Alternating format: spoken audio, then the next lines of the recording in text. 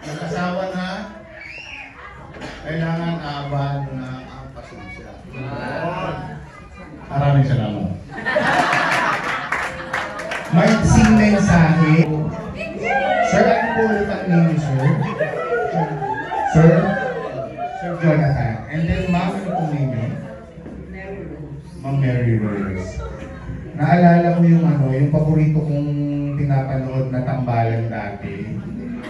Julina Magdangal, tsaka Marlon Christie. Tama si Marlon. Grabe. Sige po, Dati Jonathan, ano po yung inspirational message mo na pwede mong ibigay po sa ating kurbawang kasal? First of all, thanks sa lahat ng nag-witness sa wedding na to. Sa lahat ng tumulong sa to-witness natin. So, ang message ko lang is may your love grow stronger and God bless your union. That's all. Thank you so much, Sir Jonathan. How about you, Mami? Ang message ko sa aking anak, mahalin mo lang ng for long life si Rem kasi alam ko namang mahal na mahal ko kayong dalawa kasi parang tayo lumapala dyan magkasama. So, ang masasabi ko lang, be strong at mahalin niyo ang bawat isa. Mahal na mahal ko kayong dalawa at saka sa dalawang Thank you. Thank you so much, Mami and Daddy. Lahat naman po. Grabe, nakaka-touch naman. Sana ako din may kasama na.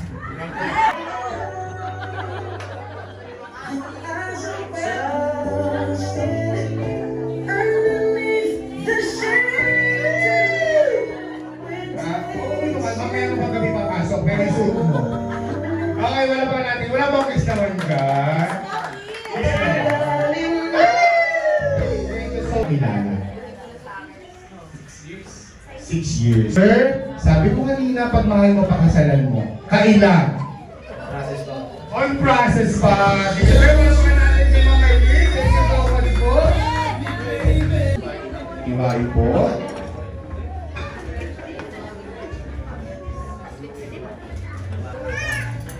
Okay.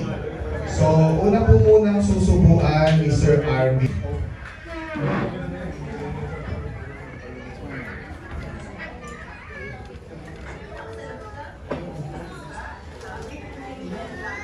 And then, sunod naman po si Ma'am Rem to Sir Arvin. Palakpakan naman po natin ang ating newlyweds. So that is the first duty. 11 years and we have 2 daughters na rin. First, ang advice ko for your wedding is to always make God the center of your life. And yung kay Ren naman, ma-feel lagi ni Arvin na nire-respect mo siya and serve him.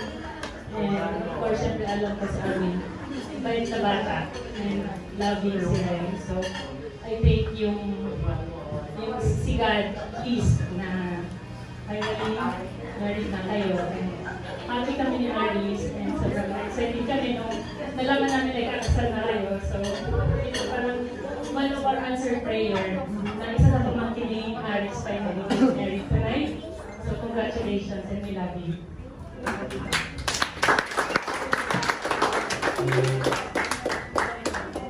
Thank you po, Ma'am Rosalie. How about you, Sir Aris? What is your message to our newlyweds? Finally, nag-decide kayo na mag-isara. Message ko sa inyo is there's no such thing as a perfect marriage, pero meron perfect love. And may challenges sa marriage nyo.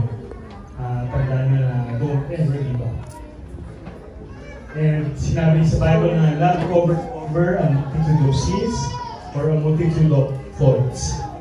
Basta yung love yung nasa inyo, wala makakakal sa inyo.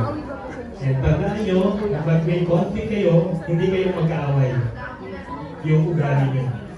So, inspire one another in your love for God. And sa tama yung sinabi ni Ross na acknowledge yung bawat isa. Don't forget to say I love you. And always encourage one another. Hindi madali ang pagiging marriage, pero pagka nasa center si God, is much more easier. Mahal namin kayo, and if ever you need advice, dito lang kami. Happy na napili nyo kami bilang isang ninong at ninang. Gagampanan namin yung aming responsibility sa inyo. Yung pagkuhan namin sa inyo, yung advice nyo yung magiging.